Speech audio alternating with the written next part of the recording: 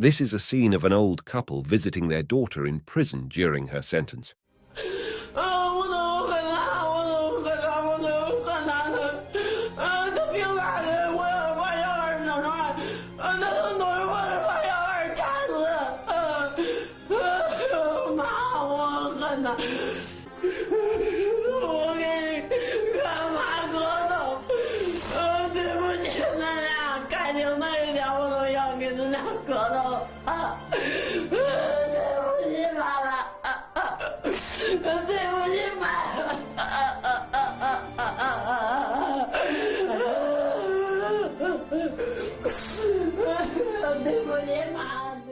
It can be seen that their daughter was full of guilt and apologies towards them, but also hatred towards the him she mentioned. What crime did she commit? Li Huan was born in a small village in 1986. Her parents were both workers and had 5 children. Li was the eldest. With so many kids and heavy work, Li's parents were too busy to take good care of their children.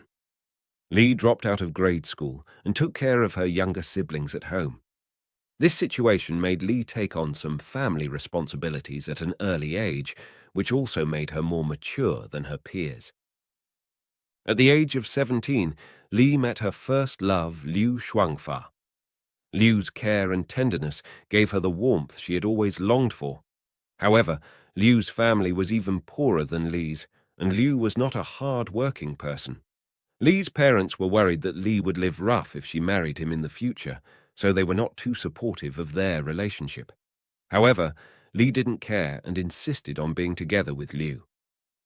从来没有感觉，就是爸爸妈妈或者哪一个人，像他那样，就是去照顾我，去疼我。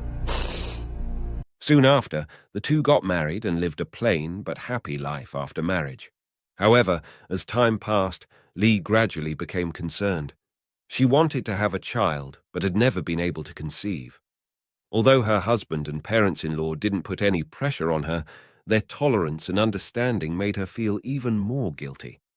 Li felt that the best way to repay her husband's love was to have a child as soon as possible. It wasn't until the 4th year after her marriage that she finally got pregnant. One day, Li was at work when she suddenly felt a sharp pain in her stomach and a trickle of blood from her vagina. Seeing this, her colleagues took her to the hospital right away. In the hospital, the doctor told Li that she was pregnant, but with an ectopic pregnancy that required surgery as soon as possible. She had been expecting a baby for a long time and was finally pregnant, but instead of joy, it brought her tremendous pain and trauma. Her fallopian tube was cut off, which also reduced her chances of getting pregnant again by 50%. Lying on the hospital bed, Li thought of jumping off from window more than once. Misfortunes never come singly. Just after she came back home from the hospital, several people came to her home to collect the debt.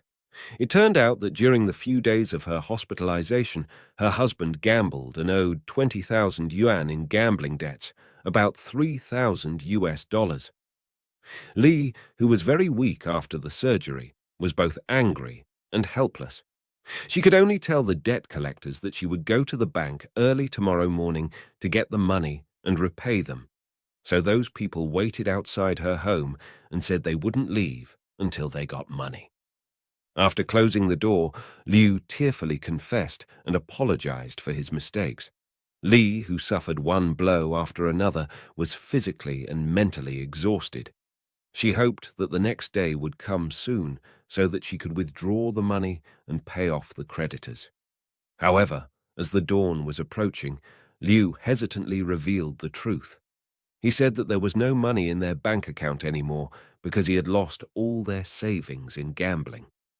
Hearing this, Li's mind went blank.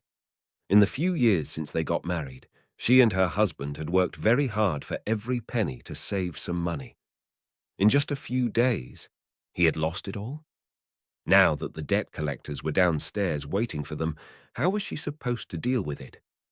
Li, who had no other choice, borrowed 20,000 yuan from her supervisor and repaid the debt creditors. Only then could she send them away. Because of this gambling incident, Lee's parents were more disappointed in Liu. For a long time, they had been very worried about Lee's marriage since she had not been able to conceive as she expected. Now that Liu had become addicted to gambling, Lee's father even advised her to divorce. But Lee, who loved her husband very much, never had the thought of leaving him and still wanted to have a baby of their own. 1 year later, to Lee's delight, she found herself pregnant again. At that time, the whole family was happy, and Lee was too excited to speak a word. However, fate played another joke on her.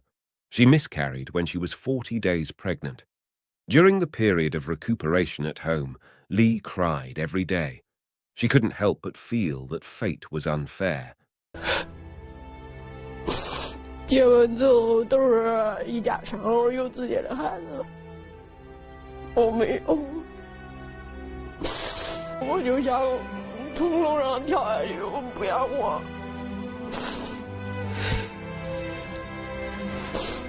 感觉心里面可痛苦。 Although her family advised her to adopt one, Lee thought that the doctor didn't say she couldn't have a child, so why should she give up and adopt instead? Since then, Lee became bigoted about having a child.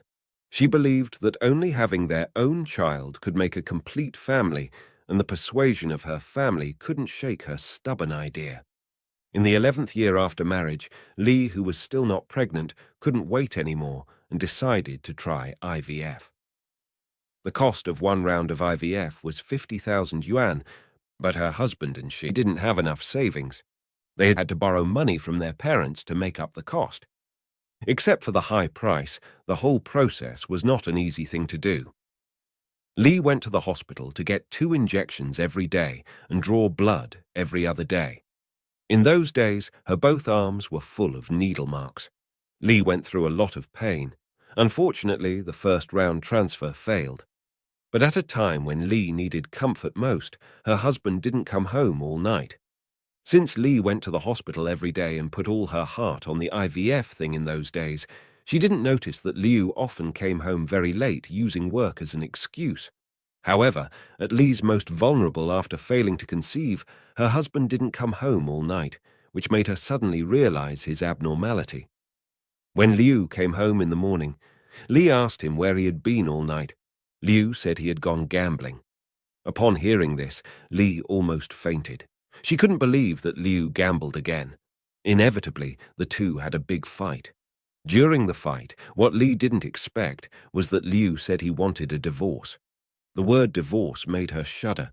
She didn't understand why Liu wanted to divorce her when she was about to undergo another embryo transplant in next month. Not only Liu, but Lee's parents-in-law's attitude also puzzled her.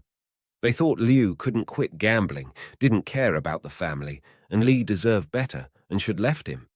However, Lee didn't look in that way. They had spent so much money on IVF. How come Liu's family supported them to get a divorce at this point? Lee didn't agree to divorce, but one day she accidentally saw a receipt for a gold bracelet at home. Judging from the date, Liu had bought it for more than 20 days, but she had never seen it before. Who did he buy it for? Lee's instinct made her believe that her husband had cheated on her. So she asked Liu who he bought the bracelet for, and Liu said it was for Lee. Lee then asked him to bring the bracelet back when he returned home.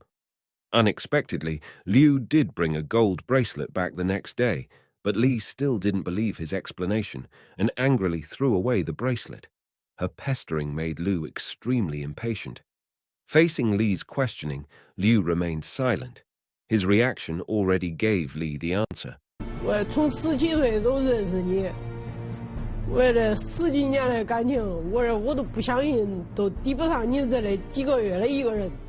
However, even so, she still didn't give up on IVF. After a big argument with Liu, she stayed at her parents' home and temporarily separated from him to calm down. She also took this opportunity to recuperate her body and prepare for the second round of embryo transfer. A month later, Lee needed to go to the hospital for another examination and wanted Liu to drive her to the hospital, but for several days, Liu didn't answer his phone. Lee didn't expect that during her stay at her parents' home, Liu not only ignored her, but even couldn't be reached. In order to find Liu, Li called several friends of Liu's to inquire about where he was. Finally, she learned from one of his friends that he had been with another woman for the past few days. Knowing this, heartbroken Li sent a message to Liu. In the message, she said, "I need you to accompany me to the hospital for examination, but you didn't answer my phone calls. I have no choice but to go to your workplace to find you tomorrow." Upon receiving the message, Liu immediately returned her call. On the phone, Liu proposed divorce. However, in Li's heart, for the past 10 years, she gave everything she had to have a complete family and had done so much for their marriage. Now that her dream was about to come true, Liu was going to destroy her happiness. How could she accept it? On August 23, 2014, Li and Liu drove to the Civil Affairs Bureau to go through divorce procedures. But unlike Liu, Li didn't want a divorce. Ever since Liu proposed divorce a few days ago, Li's mind was in turmoil. The idea of dying together had crossed her mind many times. In the car, Li wanted to confirm Liu's thoughts again. She said to Liu, "When we got married, you promised that we would always be together until death do us apart." Liu casually replied, "People change." Liu's indifference made Li feel insulted. Her love to this man and their 10-year marriage was worthless in his mouth. So the two quarreled again, and in a fit of anger, Liu said that even if Li really gave birth to a baby, he would kill it. The words deeply hurt Li. No one knew better than him that children were the most unspeakable pain in her heart. Li, who was on the verge of emotional collapse, lost her senses when she heard him say that. She took out a peeling knife that she had put in her bag the night before and stabbed Liu not knowing how many times. Eventually, he died in a pool of blood. Then, Li called the police to surrender herself. In January 2015, the court found that Li's behavior constituted intentional homicide. Considering that she voluntarily surrendered and truthfully confessed her crime, she was given a lighter punishment and was sentenced to life imprisonment.